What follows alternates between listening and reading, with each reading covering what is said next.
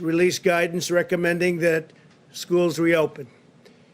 It said, quote, lengthy time away from school and associated interruption of supportive services often results in a social isolation, making it difficult for schools to identify and address important learning deficits, as well as child and adolescent physical and sexual abuse, substance abuse, depression, and suicidal ideation. This in turn places children and adolescents at considerable risk of morbidity and, of some cases, mortality. Beyond the educational impact and social impact of school closures, there's been a substantial impact on food security and physical activity for children and for families. So that's very important, and there's a highway, it goes both ways. The National Education Association recently stated, despite the momentous efforts of educators during the pandemic, online learning has never been an effective replacement for in-person learning and support. Being at the school, being on the campus is very, very important. One study estimates that due to school closures last spring, the average student will begin this school year roughly 35% behind in reading compared to the typical year, and more than 50% behind in math. That's a big statement. According to McKinsey & Company, learning loss will probably be greatest among low-income Black and Hispanic students. They're the ones that are hit the hardest. We don't want that happening. 30 million American students rely on schools for free and reduced meals. Over 70% of the students who receive mental health services do so through their schools. According to HHS, 1 in 5 reports allegedly having to do with child abuse. They have neglect, and these are neglect and neglected cases are submitted by education personnel. So people in the education world on the premises will be the ones that report neglect and other problems when they see the children. They know if they've been neglected, they know if they've been hurt or harmed in any way, whether it's at home or someplace else, but they see this at school. You don't get to see that if you're not going to school. It's a big thing. Fortunately, the data shows that children are lower risk from the China virus very substantially. When children do contact the virus, they often have only very mild symptoms or none at all. And medical complications are exceedingly rare. Those that do face complications often have underlying medical conditions. 99% of all China virus hospitalizations are adults, and 99.96% of all fatalities are adults. That means that children are a tiny percentage, less than 1%, and even a small percentage of 1%. In a typical year, the flu results in more deaths of those under 18 in the United States than have been lost thus far to the coronavirus. Many different names, many, many different names. The life of every child is sacred and must be protected. Our sole focus is the health and well-being of America's children. I have a very, very special person who loves children, who's I think one of the greatest athletes of all time. A lot of people say the greatest pitcher of all time, known as a relief pitcher, could have been whatever he wanted. Some people, he is the greatest reliever of all time by far, substantially more saves than anybody else. In fact, he got the Presidential Medal of Freedom recently. And I'm reading off these stats. I knew he was the best. I knew he was great, but I didn't know it was almost double anybody else. But he's a man who loves children, has children, loves children, works hard with children. We're going to go outside and be with some little leaguers. Mariano Rivera, you know, he's the Sandman, right? My wife said, darling, why do they call him the Sandman? I said, you know, they play the song. He just puts the batters to sleep, and that's exactly what happened. So having Mariano here is a great honor. Thank you very much. I was talking about children in schools, and there's nobody that's done more than you have. Thank you very much, Mariano. Fantastic man. Given these considerations, we believe many school districts can now reopen safely, provided they implement mitigation measures and health protocols to protect families, protect teachers, and to protect students. And we do have to protect the teachers and the families also. We have to remember that all families should be empowered to make the decision that is right for their own circumstance. This is especially important if a child has underlying health conditions or lives with a parent or grandparent who's at higher risk. In cities or states that are current hotspots, and you'll see that in the map behind me, districts may need to delay reopening for a few weeks, and that's possible. That'll be up to governors. The decision should be made based on the data and the facts on the grounds in each community, but every district should be actively making preparations to open. Again, the children obviously have a very strong immune system, maybe even as strong as yours. They seem to be able to fight it off and not have a problem. So it's pretty amazing, actually. Great, great credit. Our strategy to safely reopen schools mirrors our approach nationwide as we race toward the completion of a vaccine and therapeutics.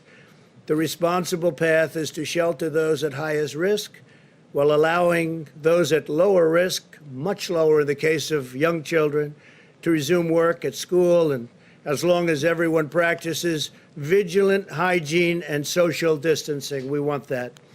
A permanent shutdown was never the strategy, which would ultimately lead to greater mortality and irreversible harms. We don't want to do that. At the same time, we have to get our economy going. We had tremendous numbers issued yesterday. Housing prices, pricing of housing up 21%. It's the highest in history. It's the highest number in history. Real estate housing went up 21%. Today, the CDC will provide additional guidance for how schools can reopen safely. I hope that local leaders put the full health and well-being of their students first and make the right decision for children, parents, teachers, and not make political decisions. This isn't about politics. It's about something very, very important. This is not about politics. I even think it's bad politics if you do the wrong decision. Very bad politics. We're asking Congress to provide $105 billion to schools as part of the next coronavirus relief bill. This funding will support mitigation measures such as smaller class sizes, more teachers and teacher aides, repurposing spaces to practice social distancing, and crucially, mask wearing. This money is in addition to the $30 billion we secured for schools and universities earlier this year. That money we have, some is distributed and some is not distributed. If schools do not reopen, the funding should go to parents to send their child to public, private, charter, religious, or home school of their choice. The key word being choice. If the school is closed, the money should follow the student, so the parents and families are in control of their own decisions. So we'd like the money to go to the parents of the student. This way they can make the decision that's best for them. We cannot indefinitely stop 50 million American children from going to school, harming their mental, physical, and emotional development. Reopening our schools is also critical to ensuring that parents can go to work and provide for their families. The Council of Economic Advisors estimates that 5.6 million parents will be unable to return to work if schools do not reopen this year. It's a tremendous problem. It's a tremendous problem. Schools have to open safely, but they have to open. More than a dozen European countries, as well as South Korea, Taiwan, and many others, have already reopened schools, and cases have not risen. We can achieve the same goal if we unite together, follow the best medical practices, and apply common sense. We'll continue to support states and cities in the current hotspots in the South, Southwest, and West. The governors, I know them all. They're all very, very capable. They're doing a very good job. They're working so hard. You wouldn't even believe it. We have nearly 30,000 federal personnel deployed in the states that need assistance. We're helping with doctors and nurses, medical personnel of all kinds. As a PPE update, we're in close communication with governors and states. We have supplies, everything they could possibly need. We're very strong on supplies. Remember, I used to say the cupboards were bare. Well, now the cupboards are the opposite. Due to our historic efforts to increase both the national stockpile and the state stockpiles, the vast majority of the states have 60 days' worth of supplies on hand.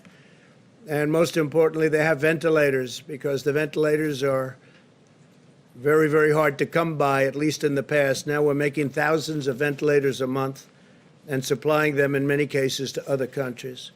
For states that are making requests, we're rapidly delivering. In the last 24 hours, FEMA has deployed more than 1.5 million masks upon request, 1.7 million gowns, and 600,000, well, let me change that. We've created about 600,000 different supplies. We have 600 ventilators to Arizona, North Carolina, Pennsylvania, Colorado, Idaho, and Washington. I think the number is 600. We'll go check that, and we'll give it to you in a little while. But we've got a stockpile of thousands of ventilators. I think we've sent out about 600 just recently. The United States has now conducted more than 51 million tests, which is more than any other country in the world by far. Roughly half of the tests are either the rapid point of care tests, which frankly solves a lot of problem and delay, 5 to 15 minutes instead of waiting for service both ways in both directions and then at the lab. But roughly half of them now, which is a tremendous increase, are 5 to 15-minute tests, or tests done in a hospital where you get the results back in less than a day, in some cases immediately. We're continuing to surge testing to current hotspots such as Miami and Phoenix to detect those with the virus and take steps to stop from spreading it further. This is a copy of the map, and this is, you have it right behind me. That's really very much indicating where the problems are. You see from that, it's in great shape, lots of it. The Northeast has become very clean. The country is in very good shape, other than if you look south and west, some problems. That'll all work out. On therapies, we've worked with Florida to ensure that over 40,000 vials of remdesivir are arriving this week. It's a lot. That's a lot. They're working round the clock to make it. It's had a tremendous impact. We've also shipped thousands of vials to Arizona, California, and Texas over the past 2 weeks. Arizona's doing very well. It's heading down. The numbers are heading down, I think, very quickly. Governor's done a great job. They've all done a great job. They've all done a great job, working hard. We'll continue to monitor the areas rising and with respect to cases, and we ask all Americans to exercise vigilance, practice social distancing, wear a mask, do whatever is necessary so we get rid of this horrible situation, this horrible disease that was sent to us by China. It should not have been sent. They should have stopped it. They could have stopped it. They didn't. And the entire world has gotten infected. And a lot of countries are going through a lot right now. This morning I spoke with President Putin of Russia, and they're going through a very hard time with this, in Moscow in particular. I spoke to the Crown Prince, Saudi Arabia. They're doing well, but they're going through a lot. Everybody's going through a lot. Yesterday I spoke to the heads of 4 different countries. All 4 are going through a lot, going through a hard time. This could have been stopped. It could have been stopped quickly and easily, but for some reason it wasn't. And we'll figure out what that reason was. So with that, if you have any questions, please. On the convention, were you simply not convinced that you could keep people safe at the convention? I just felt it was wrong, Steve, to have people going to what turned out to be a hot spot. You know, when we chose it, it was not at all hot. It was free. And all of a sudden, it happened quickly. It happens quickly, and it goes away, and it goes away quickly. The key is we wanted to go away without a lot of death, without a lot of problems. And we're learning so much about the disease. That's why we're very cognizant of nursing homes. We're watching them very carefully, and people over a certain age, and especially people over a certain age with diabetes or heart disease in particular, but with a problem. So we didn't want to take any chances. So we had a lot of people. We have the delegates want to be there. We're going to do a fairly reasonably quick meeting in North Carolina. The nomination will be produced, and then we'll announce what we're doing, how we're doing it, whether it's something that's done online, I guess you could call it online.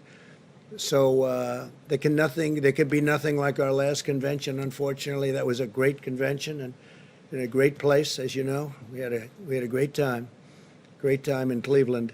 But it's a different world, and it will be for a little while. We want to get the world back to what it was, and I think we'll have that, including great job numbers, including so many things that are happening so positive. I have to say the stock market is close to records. For NASDAQ, it is a record. It's already exceeded its highest numbers. But we want to get our country back to what it was. So would your acceptance speech be from the White House, and are you worried? We haven't said that yet, Steve. We'll have that. We'll probably announce that over the next few days. Are you worried this might dampen enthusiasm for you? Look, we've done a great job. We built the greatest economy in the world. Nobody close. Not China, not anybody. We had to close it. We saved millions of lives, and we opened it. But we had the best numbers in history for African Americans, Hispanic Americans, Asian Americans, every group you want to name. Young people without a diploma, young people with a high school diploma, with a college diploma, anything you want to name. We had the best numbers. Women doing incredibly. Never been a time like that. And we had to turn it off because of what China did. We had to turn it off. And then all of a sudden, now we turn it back on, and we're doing very well. But it was very bad. China, speaking about China, the trade deal means less to me now than it did when I made it. When I made it, it was a great deal.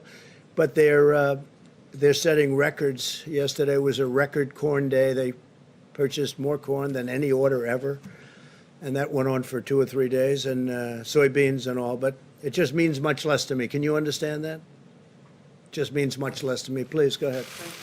What was the one thing, if there was one thing that changed your mind about the convention, and did Florida officials ask you to cancel it? No, they didn't. We're dealing with them, but they didn't. I would just say safety. Just safety. I could see the media saying, oh, this is very unsafe. I don't want to be in that position. It's safety, not because of the media, but that's what they would say. And we'll have a very nice something. We'll figure it out. It'll be online in some form. Maybe it'll be something even a little bit different. We have time. We're talking about the end of August. But I think it'll be something that will be exciting. But there can be nothing like having 25,000 people. We had a tremendous thing planned tremendous convention planned in North Carolina. And it would have been very good, but a much smaller version in Florida. But then we saw what was happening pretty quickly. We saw that the virus was coming up that coast. So, Do you think it's an acknowledgement of the severity of the situation in Florida? no, I think it's going to come and go. It will. I mean, you take a look at some of these locations. We're heavily infected. I mean, to a point where Deborah and I were talking that, when you look at what happened in New York and what happened in New Jersey and other places, and now you're looking and it's gone. Hope it stays gone. I think it will. But we have to be vigilant. We have to be careful, and we also have to set an example. I think setting the example is very important. It's hard for us to say we're going to have a lot of people packed in a room and then other people shouldn't do it. Don't forget, we're talking about schools, and we want them to be vigilant, and we're saying open, and then we're saying, here you have a big room. But I also, if you notice, I said where bars are crowded, where other things are crowded. Well, there's nothing more crowded than a convention. I mean, you've seen them. And even though you try and keep people away from each other, it's just not that kind of a thing. They probably can't do that. It just doesn't work for them. So it's very hard. So I think we're setting an example by doing it. It's very important. Yeah, John. Mr. President, if I could come back to school openings. You talked about money that Congress is looking at to help schools who want to reopen. If a school wants to reopen but is concerned about testing, would you consider directing some of that money toward testing for either a Yeah. school district or even individual schools, if that's what it took to open the schools? Yeah, I think so. I mean, a lot of people feel differently about testing. We talk about it a lot. When we have 50 million tests plus, and we broke the 50 million test mark. Second in the world is India, which has 1.4 billion people, and they had 12 million tests. And other countries that are very big had 2 million tests. And some countries essentially only test if you're sick and walk into a hospital, walk into a doctor's office, or you're literally really sick. They essentially don't do tests unless you're sick. And I understand that too. So, yeah, if they feel that that's what they want, that would be fine. You would tell Congress, you would encourage Congress to pay for testing for school I districts? would if they want. Again, we've done 50 million tests. There's nobody even close in the whole world. You look at our mortality rate, you look at our death rate, you look at different statistics, we're doing very well. But one death is too many. This should never have happened. This should never have been allowed to happen from China. Also, Mitch McConnell's office just put out a statement a moment ago about the Phase 4 relief package, CARES 2, saying, quote, it's tailored precisely for this phase of the crisis. Yet it does not include your payroll tax cut. So do you believe it's perfectly Yeah, I'd like to tailored? see a payroll tax cut. I think it's great for the workers. The Democrats would never have gone for it. They don't want it. They're not big into the workers, I guess. And based on that, I told them last night, I told the Republicans who have been working very hard on this, I'll tell you, and they want what's right for the country. And hopefully the Democrats ultimately will. But I said, I think a payroll tax would be good, but you're not going to get it from the Democrats. We need their votes, as you know. It's not like, we have a majority, but it's not enough that's why I guess we have an election coming up. So you still need Democrat votes, and we're not going to get the Democrat votes on that. So I'd like to see it. I think it would be very good for the workers. But if we're not going to get their votes, I guess we have to go on to the next thing. A payroll tax cut would have been very good. And maybe something happens. Yes, please. You talk about setting an example on Jacksonville, but I just wonder, some people are going to take away from this the lesson that you're pushing too far, too fast. It seemed for a while the numbers were going up in Jacksonville and you were going to have a problem there. This comes up at a time you're pushing for schools to reopen. You have the opening of the Major League Baseball season. Isn't the example of Jacksonville that we're pushing too fast? Well, baseball, as an example, we were discussing it a little while ago. You're going to be at an empty stadium. I've agreed. Randy Levine's a great friend of mine from the Yankees. He asked me to throw out the first pitch, and I think I'm doing that on August 15th at Yankee Stadium. And I say, how's the crowd going to be? And, it's like you don't have a crowd. There is no such thing. It's going to be interesting, Mariano. He's not used to that. I've been at many games. He walks in, the place goes crazy. I think it'd be just as good without the crowd. You were just born with it, Some people are born with it. I don't know if this is only for the baseball players, but I've never seen a pitcher throw a ball where so many bats were broken as Mariano. He's got the all-time record. I said, how do you do that? He said, parents. Great parents, when you get right down to it, right? How do you do that? It's called parents. Just to finish, I think that we have to all set examples. I think Major League Baseball is setting an example by playing to empty stadiums, and so are other sports. You see that. Now, then they'll allow a certain number in. I see golf is now, soon will be allowing people to come in percentages, and all of a sudden, we want to get back to normal. The key is to get back to normal, because nobody wants to see this. But I think it's really good that baseball's opening. It looks like football's opening. It looks like sports are opening. It's a tremendous thing psychologically for our country.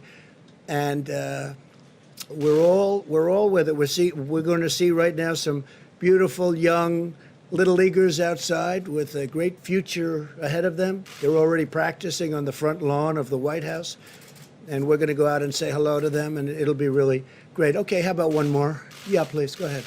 President Trump, the Washington Post earlier today reported that one thing holding up the GOP coronavirus bill is the White House asking that it include language regarding the FBI building in downtown Washington, D.C. Is that true?